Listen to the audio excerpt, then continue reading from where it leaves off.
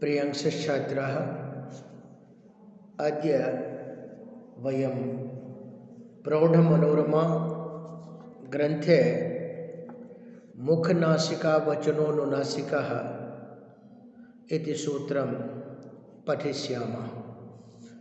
भवन्तः जानन्त्येव यत् प्रत्येकम् अचः भेदत्रयं कल्पितं वर्तते। ह्रस्व दीर्घ प्लुताः इति। तत्र पुनः ह्रस्वस्यापि भेदत्रयम् उदात्तः अनुदात्तः स्वरितश्च, दीर्घस्यापि एते त्रयः भेदाः उदात्तः अनुदात्तः स्वरितश्च, एवं प्लुतस्यापि एते त्रयो भेदाः उदात्तः अनुदात्तः स्वरितश्च। पुनश्च एतेषां नवानामपि अनुनासिक अननुनासिक भेदेन भेदद्वयं कल्पितं वर्तते। तत्रैव अनुनासिक संज्ञा सूत्रम् एतत् मुखनासिकावचनोनुनासिकः इति। सूत्रेऽस्मिन् मुखं नासिका वचनः अनुनासिकः इति पदचतुष्टयं वर्तते। अतः प्रत्येकं पदस्य अर्थज्ञानम् आवश्यकं भवति, यतोहि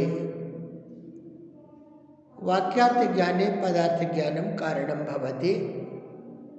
न हि पदार्थज्ञानम् अन्तरेण वाक्यार्थज्ञानं सम्भवति।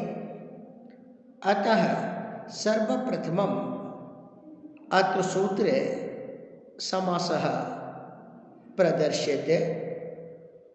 मुखं च नासिका च इति मुखनासिकम् उच्यते असौ वचनः। मुखनासिकस्य वचनः मुखनासिकवचनः मुखनासिकवचनः अनुनासिकः इति एकः पक्षः वर्तते। परञ्च अत्र समाधानं भवति, यदि मुखं च नासिका च इति द्वन्द्वसमासः क्रियते, तदा मुखस्य नासिकायाश्च प्राण्यङ्गत्वात् अत्र एकवद् भावः स्यात्। यतोहि सूत्रं वर्तते द्वन्द्वश्च प्राणितूर्यसेनाङ्गानाम्। यदि एकवद् भावः क्रियते चेत् तदा समाहारद्वन्द्वे नपुंसकसंज्ञा भवति। सूत्रं वर्तते ह्रस्वो नपुंसके प्रातिपदिकस्य इति। तदा नासिका इत्यस्य ह्रस्वे जाते मुखनासिक इति स्यात्। मुखनासिक पदस्य वचनपदेन सह यदि समासः क्रियते चेत् तदा मुखनासिकवचनः इत्येव स्यात्। परन्तु सूत्रं वर्तते मुखनासिकावचनोनुनासिकः। अतः अत्र नासिका इत्यत्र ह्रस्वभावम् अवलोक्य नात्र प्राण्यङ्गत्वात् द्वन्द्वसमासः स्वीक्रियते। अतएव सिद्धान्तकौमुद्यां मध्यमपदलोपी समासः स्वीकृतः। तेन मुखसहित नासिका मुखनासिका शाकपार्थिवादीनां सिद्धये उत्तरपदलोपसंख्यानम् इति वार्तिकेन उत्तरपदस्य पूर्वपदस्य उत्तरपदस्य लोपः भवति। तेन सहितपदस्य लोपे जाते मुखनासिका इति अमुखनासिकायाः वचनः मुखनासिकावचनः इति सूत्रस्य संगतिः भवति। अतएव सिद्धान्तकौमुद्यां लिखितं मुखसहित नासिकयोच्चार्यमानो वर्णोनुनासिक संज्ञा स्यात् इति। प्रोन्मनोर्मायाम् अस्य उल्लेखः एतादृशः प्राप्यते।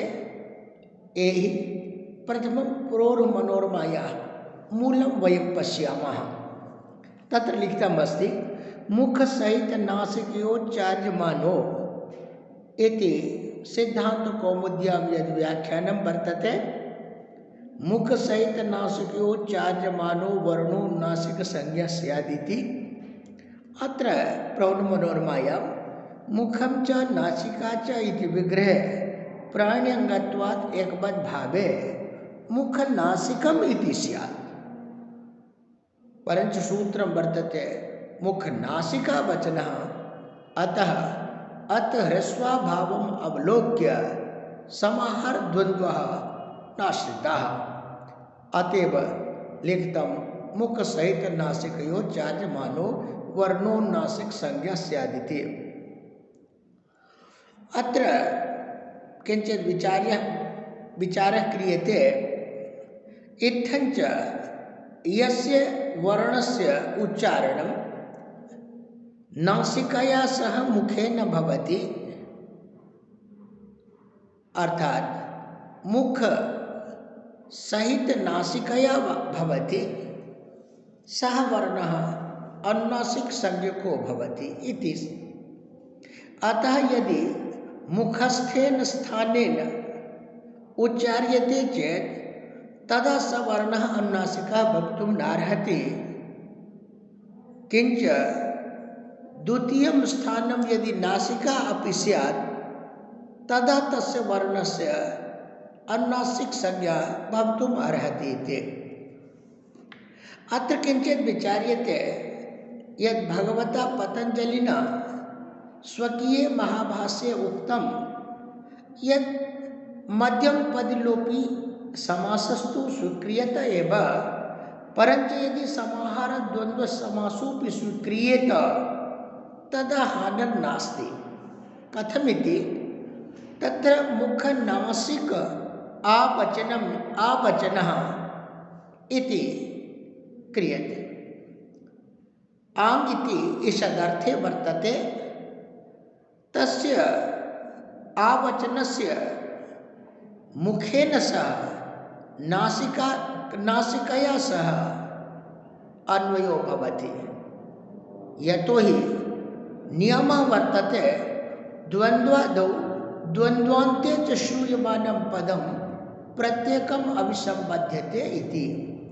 अतः मुखं च नासिका च इति यद् मुखनासिकं द्वन्द्वसमासः कृतः वर्तते, ततः पुनः यदि आवचनपदेन समासः क्रियते तदा आवचनपदस्य मुखेनापि अन्वयः, नासिकया सह अपि अन्वयः। इदानीं पुनः प्रश्नः क्रियते यत् आङ् इत्यस्य कः अर्थः? तदा समाधानं दीयते यत् आङ् इत्यस्य ईषदर्थः। अतः ईषद् मुखवचनम् ईषद् नासिकावचनः यः भवति स अनुनासिका वर्णः उच्यते। अत्र दृष्टान्तोऽपि महाभाष्ये दत्तः वर्तते। एकः अस्ति प्रासादवासी न्यायः। प्रासादवासी न्यायविषये चर्चा क्रियते यत् कोऽसौ प्रासादवासी न्यायः। तदा तत्र उक्तं यत् केचित् प्रासादवासिनः, केचित् भूमिवासिनः, केचित् तु उभयवासिनः। ये प्रासादवासिनः गृह्यन्ते ते प्रासादवासी ग्रहणेन, ये मुखवासिनः गृह्यन्ते ते मुखवासी ग्रहणेन, ये तु उभयवासिनः गृह्यन्ते ते मुखवासी ग्रहणेन प्रासादवासी ग्रहणेन च। एवं केचित् मुखवचनाः, केचित् नासिकावचनाः, केचित् तु उभयवचनाः। ये मुखवचनाः गृह्यन्ते ते मुखवचन ग्रहणेन।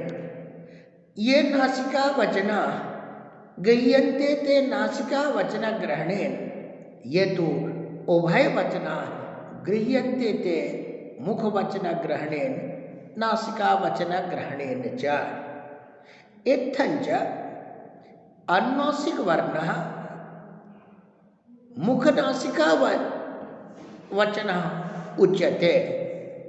तत्र मुखेनापि उच्चारणं नासिकया चापि युगपत् उच्चारणं भवति। उदाहरणार्थम् अहम् इदानीम् एकैकम् अनुनासिकस्य अनुनासिकस्य उदाहरणं प्रस्तौमि। अस्य उच्चारणे नासिकायाः उपयोगः न मया कृतः, अतः अयम् अनुनासिकः अकारः। अत्र हि उच्चारणे मुखेन सह नासिकायाः अपि प्रयोगः कृतः दृश्यते, अतः अयम् अनुनासिकः अकारः। अत्र नासिकायाः प्रयोगः न कृतः मया, अतः असौ अनुनासिकः इकारः। अत्र नासिकायाः प्रयोगः कृतः, अतः अयम् इकारः अनुनासिकः इकारः भवति। एवमेव अत्र नासिकायाः प्रयोगः न कृतः मया, अतः अयम् अनुनासिकः उकारः। अत्र मया नासिकायाः प्रयोगः कृतः, अतः अयम् अनुनासिकः उकारः उच्यते इति। इत्थंच यस्य अचः उच्चारणे मुखस्यापि अर्थात् मुखस्थानिकस्य स्थानस्य नासिकायाश्च युगपत् प्रयोगः क्रियते, स वर्णः अनुनासिकः उच्यते। कदाचित् हलः अपि अनुनासिकत्वं भवति। यथा वर्गस्य ये उत्तमाः वर्णाः सन्ति, अर्थात् प्रत्येकं वर्गस्य अन्तिमाः ये वर्णाः सन्ति ते उत्तमाः वर्णाः कथ्यन्ते। एतेषां वर्णानाम् उच्चारणे मुखस्यापि नासिकायाः अपि उपयोगः क्रियते। अतः य म ङ ण न एते पंच अनुनासिक वर्णाः कथ्यन्ते। इत्थंच पाणिनीयशिक्षायां यमानाम् अनुनासिक वर्णानां च नासिकास्थानम् उक्तं वर्तते। इत्थम् अस्माभिः दृष्टं यद् यस्य अचः उच्चारणे मुखस्थानं नाम मुखे विद्यमानानि यानि स्थानानि वर्तन्ते तेषाम् अन्यतमस्य, किंच मुखे बहिर्भूतं यत् स्थानं नासिका वर्तते तस्य युगपत् प्रयोगः क्रियते चेत् तदा स अनुनासिकः वर्णः भवति, तस्य च अनुनासिक संज्ञा भवति इति। इत्थं मुखनासिका वचनो नुनासिकः इति सूत्रस्य व्याख्यानं पूर्णं भवति। इदानीम् अहं छात्राणाम् उपकाराय हिंदीभाषायाम् अपि किञ्चित् वक्तुम् इहे। प्रिय छात्रों, आपने देखा कि प्रत्येक स्वर वर्ण के 3 भेद बताए गए, ह्रस्व, दीर्घ तथा प्लुत, और इन तीनों के भी 3 भेद हैं, उदात्त, अनुदात्त तथा स्वरित। उच्चारण स्थान के ऊपरी भाग से उच्चारित होने वाले वर्ण उदात्त कहलाते हैं। पाणिनि जी का सूत्र है उच्चैरुदात्तः।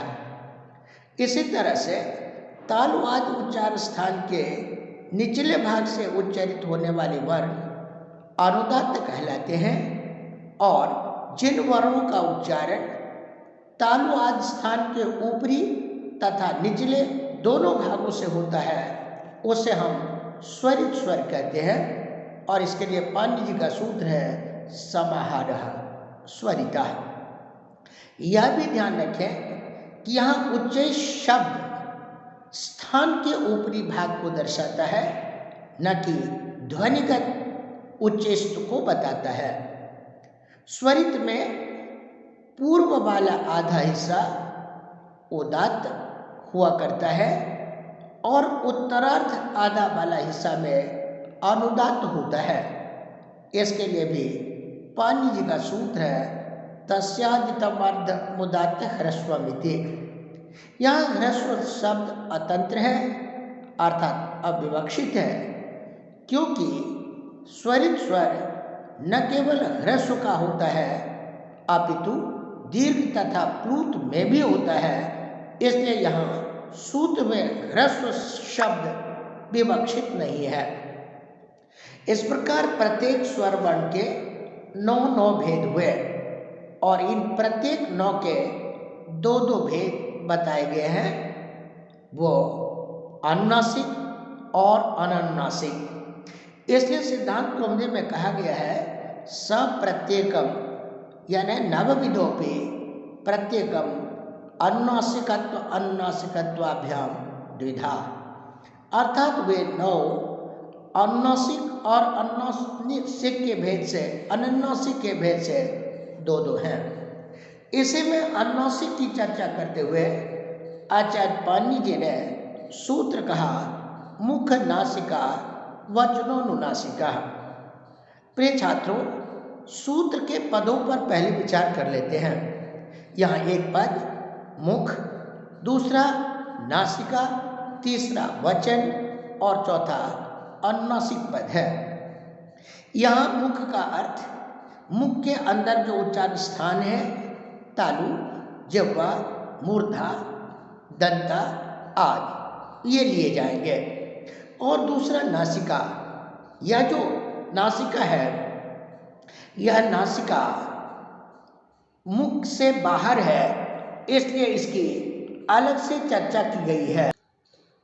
इस प्रकार मुख अर्थात तालु, कंठ, जिह्वा इनमें से कोई स्थान और नासिका, इन दोनों की सहायता से जिन वर्णों का उच्चारण होता है वे अनुनासिक वर्ण कहलाते हैं। उदाहरण के लिए अ, इसके उच्चारण में केवल कंठ का उपयोग किया गया, नासिका का नहीं, इसलिए यह अननुनासिक अ है।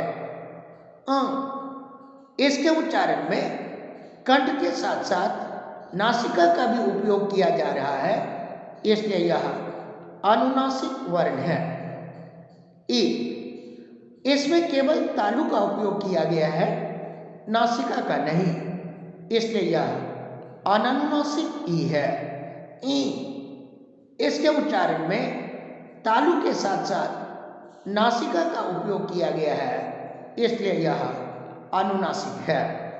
उ, इसमें केवल ओष्ठ का उपयोग किया गया है, नासिका का नहीं, इसलिए यह अननुनासिक है। ऊ, इसमें ओष्ठ के साथ साथ नासिका का भी उपयोग किया गया है, इसलिए यह अनुनासिक वर्ण है। इस प्रकार यहाँ पर देखा जाता है कि 3 प्रकार के वर्ण हैं। एक मुख के अंदर वाले स्थान से उच्चारित होने वाले, दूसरा केवल नासिका से उच्चारित होने वाले और तीसरा मुख तथा नासिका दोनों की सहायता से उच्चारित होने वाले। अनुनासिक की यही स्थिति है। इसी को पतंजलि ने अपने महाभाष्य में दृष्टांत से समझाया है और वो एक न्याय है, प्रासादवासी न्याय। अर्थात समाज में 3 तरह के लोग देखे जाते हैं। एक महलों में रहने वाले संभ्रांत व्यक्ति, दूसरा जमीन पर रहने वाले निर्धन व्यक्ति और तीसरा महलों तथा जमीन दोनों पर रहने वाले मध्यम वर्गीय व्यक्ति। अनुनासिक की स्थिति मध्यम वर्ग की स्थिति में है, इसलिए अनुनासिक का उच्चारण मुख और नासिका दोनों स्थानों से होता है। यहाँ पर इस सूत्र के समास पर चर्चा की गई कि मुख और नासिका ये तो दोनों प्राणी के अंगवाची शब्द हैं, इसलिए यहाँ पर द्वंद्वस्य प्राणी तूर सेनांगानाम इस सूत्र के द्वारा यहाँ पर समाहार द्वंद्व होना चाहिए। और यदि समाहार द्वंद्व करते हैं तो सनपुंसकम उसका नपुंसक लिंग में प्रयोग होता है, और नपुंसक लिंग में प्रयोग होने के कारण वहाँ पर ह्रस्व नपुंसके प्रातिपदिकस्य इस सूत्र से ह्रस्व की आपत्ति होगी, फिर तो मुख नासिक वचन बनेगा, जबकि पाणिनि जी का सूत्र है मुख नासिका वचन। इसलिए भट्टोजी दीक्षित ने सिद्धांत कौमुदी में समाहार द्वंद्व न मानते हुए मध्यम पदलोपी समास स्वीकार किया है, और उन्होंने विग्रह में लिखा है मुख सहित नासिकयोच्चार्यमानो वर्णो अनुनासिक संज्ञा स्यात्। अर्थात मुख के साथ नासिका से उच्चारित होने वाले वर्णों की अनुनासिक संज्ञा होती है। यहाँ पर जो जिस वार्तिक से समास किया गया है वो वार्तिक है साक पार्थिवादि नाम सिद्धये उत्तर पद लोपोप संख्यानम। इससे पूर्व पद के उत्तर पद सहित पद का लोप होगा, बना मुख नासिका, और फिर वचन के साथ समास कर दिया गया उच्चते असो वचना। इसलिए अर्थ होता है मुख के साथ नासिका, अर्थात नासिका के साथ मुख से जिन वर्णों का उच्चारण हो वे वर्ण अनुनासिक कहलाते हैं।